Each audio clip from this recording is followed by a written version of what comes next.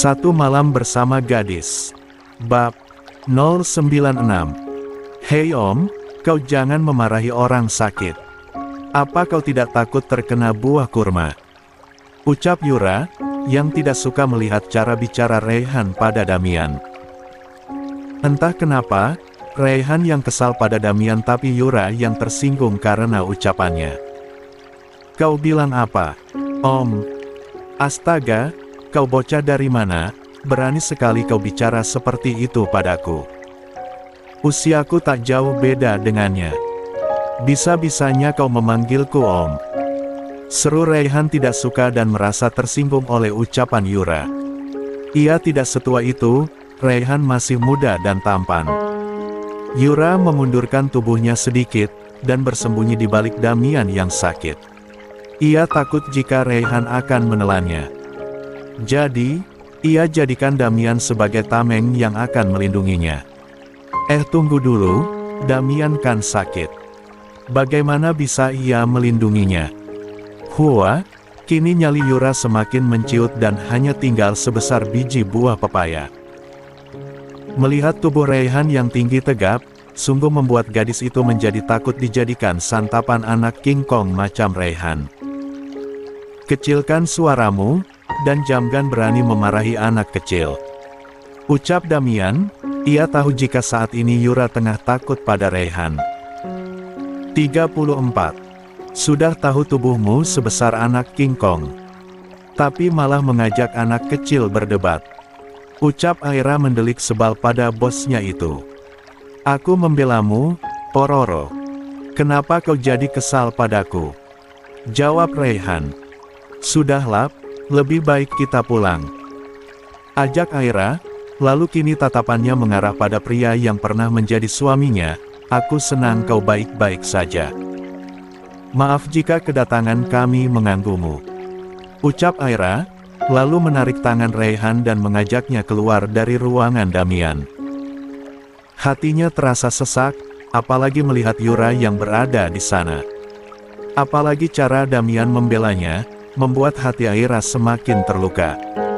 Setelah Aira dan Raihan pergi, kini Damian melihat ke arah Yura yang berdiri di belakangnya.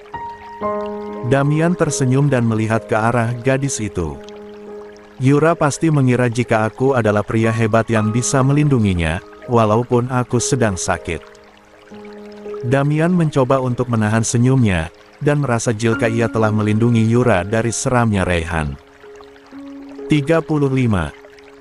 Di sepanjang perjalanan pulang dari rumah sakit, Aira terus tenggelam dalam lamunan, bayangan kedekatan antara Damian dan Yura terus menghantui pikirannya. Seakan sudah ada ikatan tak terlihat yang menyatukan mereka berdua. Rasa sakit hati bercampur aduk dengan rasa cemburu yang menggelora dalam dadanya, mengiris setiap helai hatinya yang memang telah hancur berkeping-keping. Aira menyadari, sekarang ini mereka memang sudah tak memiliki ikatan apapun, mereka bukan lagi pasangan suami istri. Mereka sudah resmi berpisah, keegoisannya telah memisahkan dua kehidupan yang pernah melekat erat oleh sebuah pernikahan. Dalam kegetiran rasa cemburu dan penyesalan, Aira merapuh, memohon pada waktu agar tak menghantarkannya pada kenyataan pahit ini. Ia sedih dan begitu terluka oleh kenyataan pahit yang ia rasakan. Melihat Aira yang sejak tadi melamun, Raihan yang sejak tadi menyetir terus mencuri pandang pada asistennya yang cantik, si janda bersegel. Apa kau masih mencintai mantan suamimu? Tanya Raihan. Aira hanya menghela napas panjang, tidak, sejak awal aku tidak pernah mencintainya. Jawab Aira, tanpa menoleh ke arah Raihan. Raihan terlihat mencibir Aira, jangan bohong. Meskipun tampilanmu seperti Iron Man, tapi hatimu itu macam Pororo. Aku tahu kalau kau cemburu tadi pada bocah itu. Ucap Raihan sambil tertawa. Aku tidak cemburu. Jangan asal menuduh. Tapi kalau dilihat-lihat, bocah itu cantik juga. Dia imut dan menggemaskan, tidak sepertimu yang pemarah dan galak.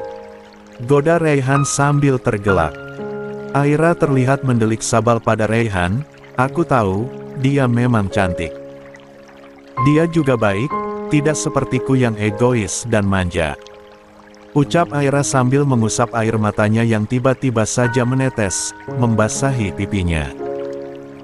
Wow, ternyata selain manja, egois, menyebalkan, pemarah dan juga galak. Rupanya kau cengeng juga, kau ini paket lengkap rupanya. Raihan sampai geleng-geleng kepala melihat Aira. Aku tahu, aku itu sangat buruk. Tapi aku juga sedang mencoba untuk berubah. Aira terisak. Sudahlah, jangan menangis. Wajahmu itu sudah jelek, kalau menangis kau jadi tambah jelek. Ucap Raihan. Aira tidak menjawab dan malah terus mengusap air matanya yang terus jatuh membasahi pipinya. Kau mau makan es krim? Tanya Raihan. Aku bukan anak kecil, yang jika menangis akan diam jika dibelikan es krim. Jawab Aira. Aku tahu, kau bukan anak kecil. Kau itu perempuan dewasa yang terjebak dalam tubuh anak kecil. Aku mau makan es krim coklat. Apa? Kau tulia.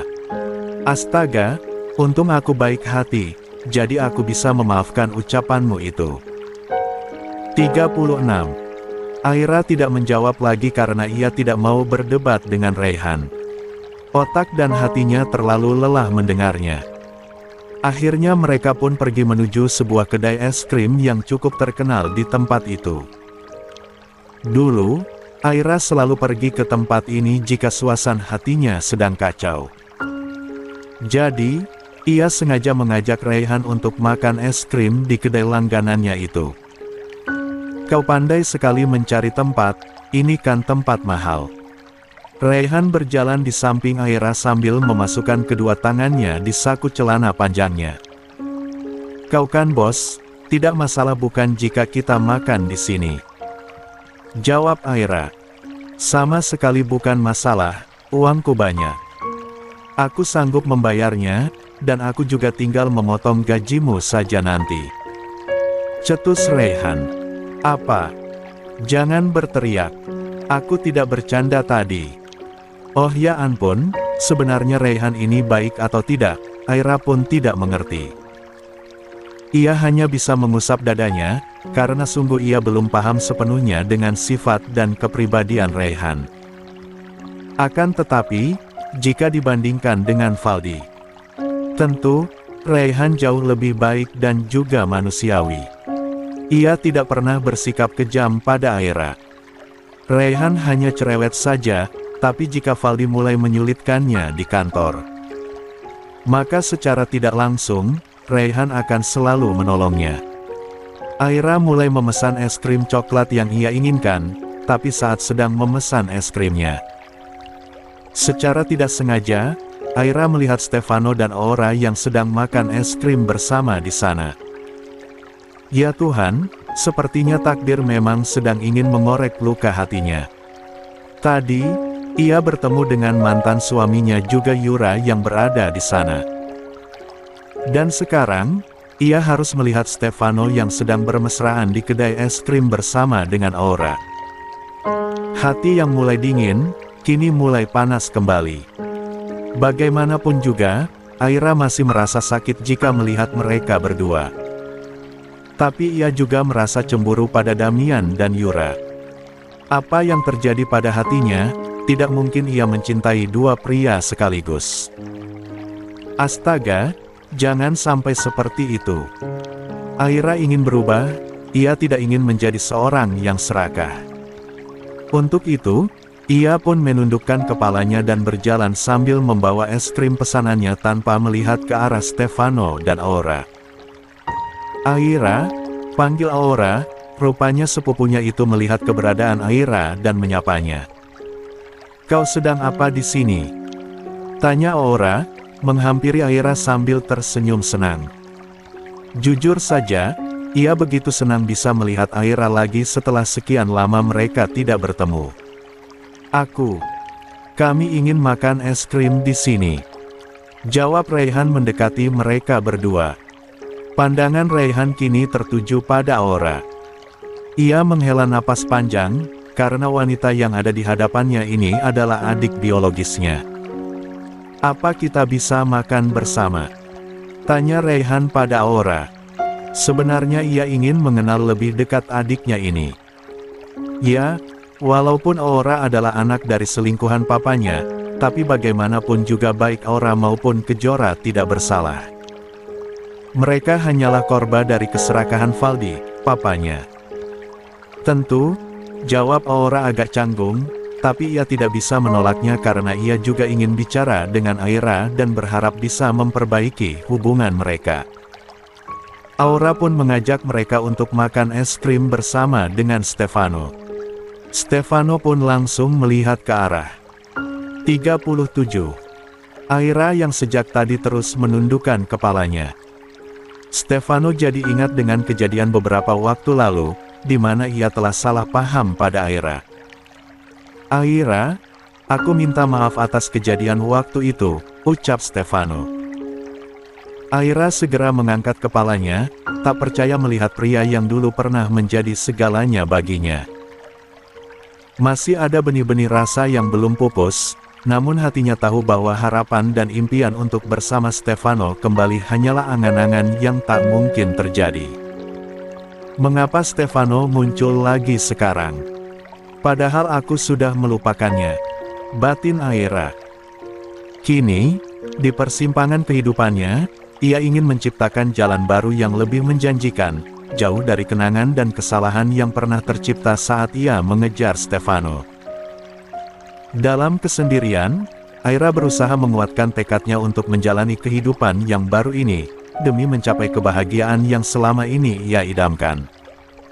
"Tidak masalah, aku mengerti," jawab Aira, lalu ia menunduk kembali dan memakan es krimnya yang hampir mencair. "Makanya lain kali jangan asal menuduh. Kau masih saja kekanakan," ucap Raihan. Ia masih kesal pada Stefano yang selalu saja bersikap ceroboh tanpa berpikir dan menyelidikinya terlebih dahulu. "Memangnya apa yang terjadi?" tanya Aura. Stefano pun lalu menceritakan kesalahpahamannya pada Aira, yang mengira jika ialah yang sudah mengirimkan pesan itu. Aura pun menyesalkan apa yang terjadi, dan kemudian ia pun meminta maaf atas nama suaminya. Meskipun suasana di sana terasa canggung, tapi mereka berusaha untuk mengobrol agar suasananya tidak terlalu kaku. Tak terasa hari sudah malam, Aira dan Raihan kini telah menyelesaikan pekerjaan mereka. Karena banyak menghabiskan waktu di luar, akhirnya hari ini mereka terpaksa harus pulang terlambat karena banyak pekerjaan yang tertunda.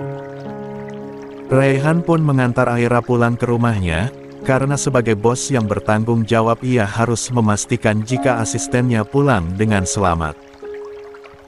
Padahal bukan itu alasan sebenarnya, entah kenapa saat melihat Aira ia merasa banyak sekali beban dan juga kesedihan yang tersimpan di hatinya. Semua itu hanya bisa Raihan lihat dari matanya. Mata yang penuh dengan kesedihan. Malam ini ada yang berbeda di rumah Aira. Di bangunan sederhana itu terlihat ada sebuah mobil mewah terparkir di sana. Sepertinya Marvin sedang kedatangan tamu, yang entah siapa orangnya. Aira pun kemudian masuk ke dalam rumahnya, setelah ia mengucapkan terima kasih pada Raihan. Tapi ia terkejut saat melihat ada beberapa orang seumuran Marvin juga seorang wanita yang tengah duduk di ruang tamu. Mereka semua tersenyum saat melihat Aira, terkecuali Salma. Ia sama sekali tidak terlihat senang, tapi justru ia malah terlihat gelisah. "Ada apa ini?" "Ini dia, orang yang kita tunggu-tunggu sudah datang." "Oh ya Aira, kenalkan dia adalah Tuan Marco.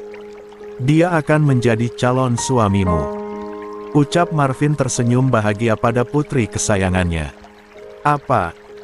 Aira terkejut, yang benar saja ia harus menikah dengan pria yang usianya tak berbeda jauh dengan papanya. 38. Tidak mungkin. 39. Noah, teriak Elisa memanggil suaminya. Noah yang sedang memberikan susu pada Nasya langsung berlari menuju suara cempreng yang memanggilnya. "Ada apa? Kenapa berteriak?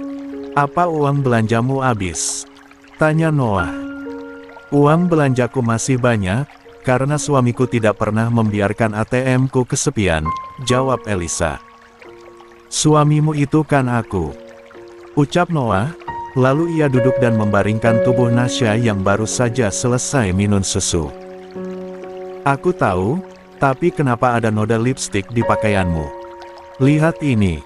Apa kau berselingkuh?" tanyanya dengan kencang hingga Noah begitu terkejut mendengarnya.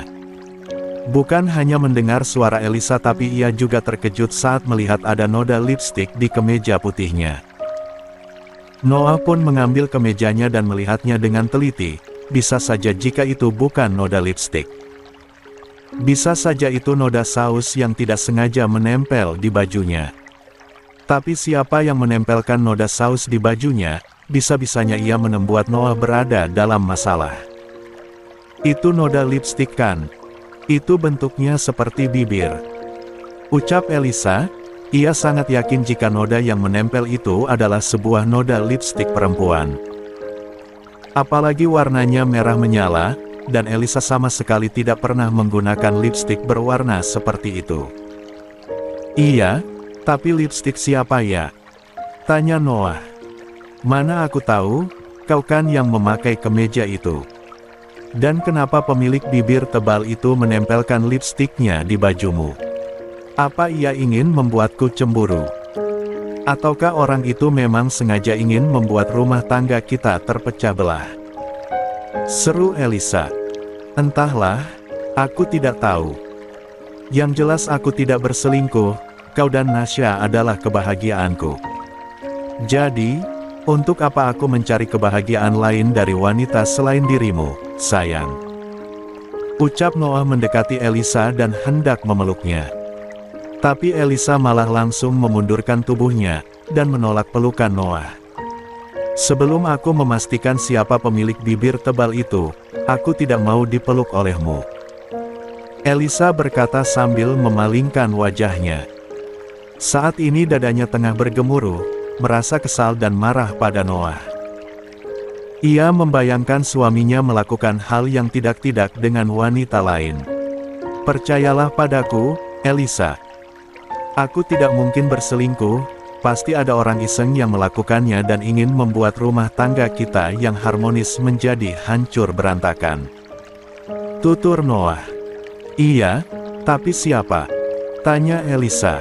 "Elisa, Noah, Nasya, di mana kalian?"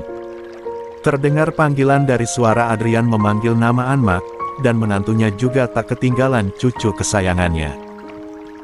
Mendengar panggilan dari Yang Mulia Adrian, pasangan suami istri itu pun langsung menghampiri mereka.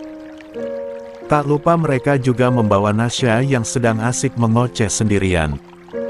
Mereka tidak boleh membiarkan Adrian dan Nurma menunggu lama, karena itu akan membuat mood mereka menjadi sangat buruk jika mereka terlambat melihat cucu kesayangannya. "Hai sayangku," seru Adrian langsung berlari menuju Noah untuk mengambil cucu kesayangannya. Noah langsung memberikan Nasya pada papanya, dan membiarkan bayi cantiknya digendong oleh opa dan omanya. "Cucuku sayang," ucap Nurma lalu ia pun hendak mencium Nasya. Tapi sebelum menciumnya, Nurma 40 menekan bibirnya pada bahu suaminya, hingga menimbulkan noda lipstik di sana. Persis sekali dengan noda lipstik yang ada di kemeja Noah. Noah dan Elisa pun langsung saling pandang, kini pikiran mereka tertuju pada noda lipstik itu. "Oh ya ampun, jadi pemilik bibir tebal itu adalah mertuaku," gumam Elisa dalam hati. "Astaga, jadi ibuku sendiri yang sudah membuat istriku yang pendek ini salah paham." Noah membatin. "Kenapa? Kenapa kalian diam saja?" tanya Nurma. "Jadi, noda lipstik itu dari bibir mama?" tanya Noah. Nurma pun langsung tersenyum. "Iya, mama sedang mencoba lipstik yang sedang diskon itu." Warnanya memang bagus, tapi sayang mudah luntur. Nurma terkikik geli, menertawakan kekonyolannya. Bisa-bisanya ia tertarik dengan barang diskon di sebuah toko online. Tapi kenapa bisa ada di bajuku? Apa mama tahu? Sejak tadi Elisa gusar mencari tahu siapa pemilik bibir tebal yang menempelkan noda lipstiknya di kemejaku. Seru Noah kesal, karena ia hampir saja kehilangan kesempatan untuk menanam pisang nanti malam.